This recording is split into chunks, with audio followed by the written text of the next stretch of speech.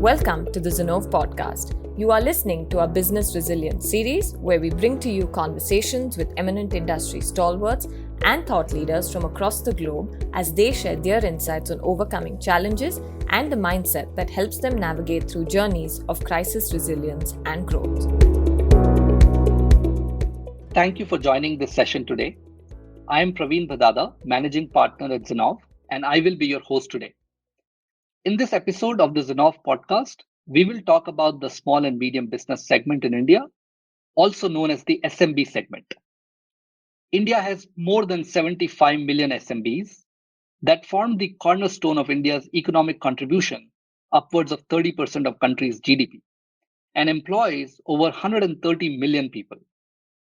However, with the COVID crisis and the lockdown, the SMB sector has found itself in what we may call the fight for survival. We recently released a combined thought leadership report with Cisco on the impact of COVID-19 on SMBs. So today, I have with me Sameer Garde, President of Cisco India and SAARC. Sameer has been focusing on the SMB segment for more than a decade now and has a keen understanding of the technology and market opportunities that are available to this segment. Welcome to the show, Sameer. Hey, thank you, Praveen. It's a pleasure to be here. Perfect. So, Sameer, I'll go straight into it, right? The last 6 to 8 weeks have been crazy all across the world, right? The planetary scale turbulence that COVID-19 has caused, a lot of businesses are starting to see the impact. What is your take on the Indian SMB market, specifically in the context that they contribute a sizable base to the Indian economy, and they seem to be impacted the most? What are the trends you are seeing, and what's your take on the overall segment from a short-term and a long-term perspective? Yeah, no. So I think, firstly, this is, like you rightly said, completely unparalleled, right? We've never seen anything like this in the history of the world, so to say. So before I get into how businesses will get impacted, I think the first thing that probably comes to my mind is that if 130 million people are employed by SMBs, out of probably around 500 million people in India who have jobs, that's a pretty large population of people who are likely to get impacted pretty significantly in the short and, in my opinion, the medium to long term. So I think the first thing that we need to figure out is how do we ensure that we keep these 130 million people in jobs in the short to the medium term. In terms of the impact is different for different industries and segments, but I think it is reasonably secular in nature.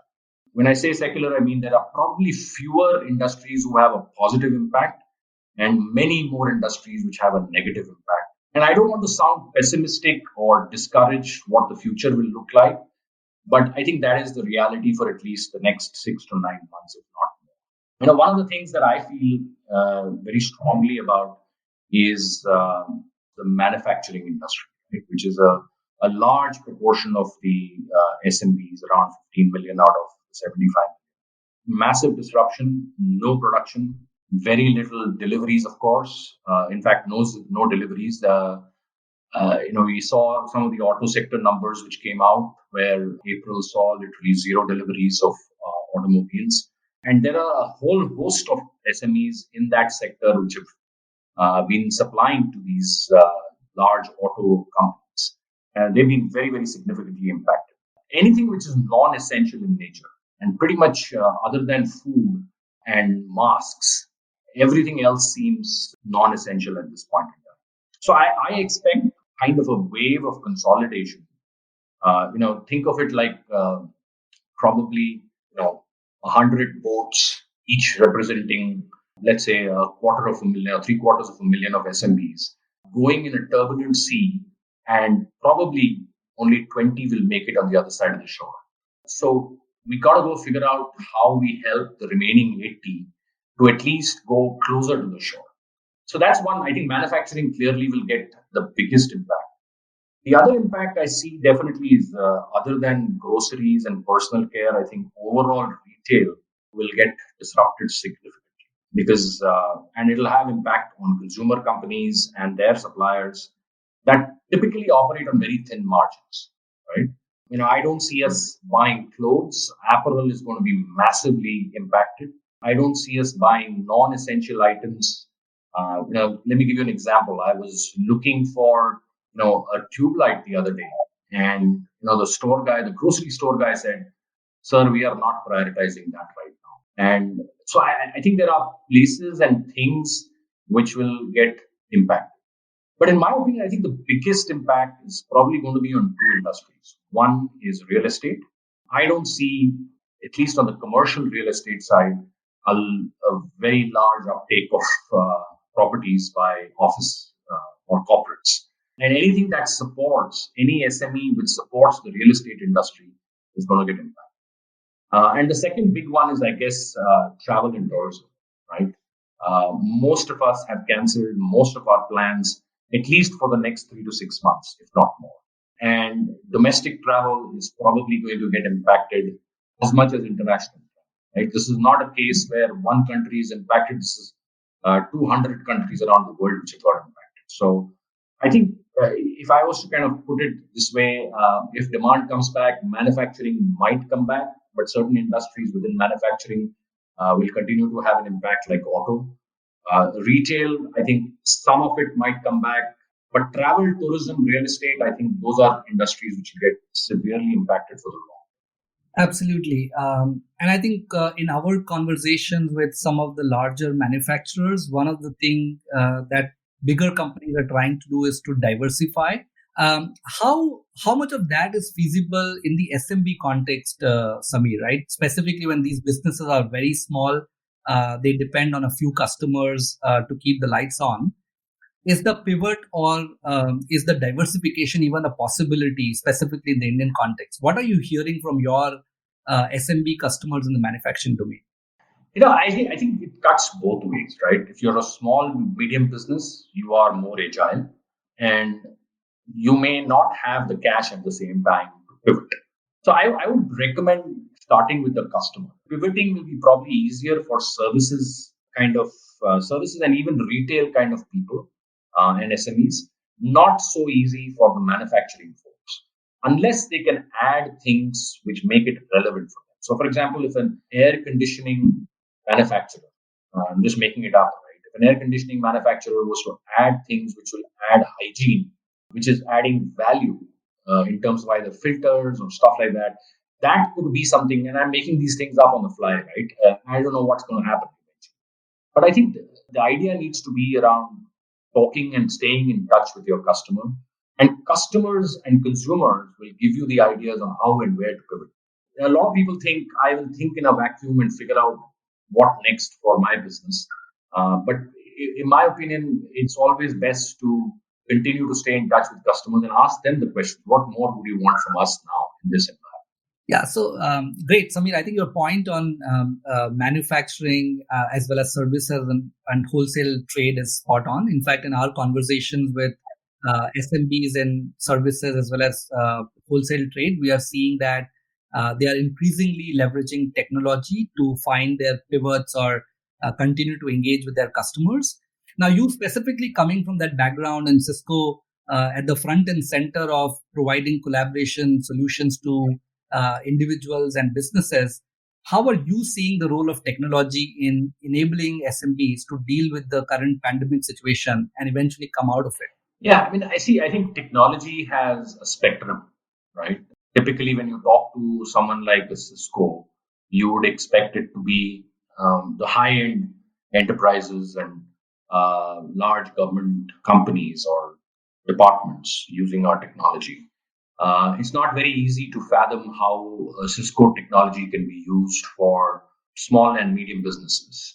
But it's interesting to say that nearly 20% of our business comes from SMBs and is actually one of our fastest growing segments. And I think they're probably the most resilient and agile, right, in terms of adoption of technology.